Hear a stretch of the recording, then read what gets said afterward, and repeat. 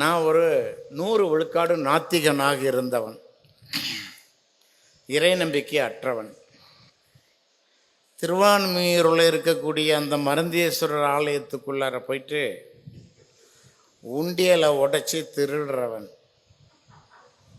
ஏன்னு கேட்டால் அது திருடுறது நோக்கம் அல்ல. உன் சாமிக்கு சக்தி கிடையாது, எனக்கு தான் சக்தி. அங்கே உள்ள ராஜநாகத்துக்கு சக்தி இருந்தால் என்னை தீண்ட சொல்லு, நான் வெளியில் வரும்போது அது குடலுக்கு குளித்து மாலை போட்டுட்டு வருவேன். இப்படியெல்லாம் ரொம்ப நல்ல வார்த்தைகள் பேசினவன். அப்போ அர்ச்சகர் நடை சாத்திட்டு போகிறதுக்கு முன்னாடி நான் உள்ளுக்கு போய் ஒளிஞ்சுப்பேன். அவர் போன பிறகு இந்த நொச்சி குச்சி இருக்குது பாருங்க, எங்கள் ஊர்லலாம் நொச்சி நிறைய, அதில் வேப்பம் பிசினை எடுத்து முனையில் தொட்டு அந்த உண்டியலுக்குள்ளே விட்டு அதை அப்படியே ஒட்டி மேலே எடுத்து இன்னொரு குச்சியால் வெளியே எடுத்து துட்டு அடிச்சிடுவேன். இதெல்லாம் நாங்கள் கண்டுபிடிச்ச டெக்னிக்.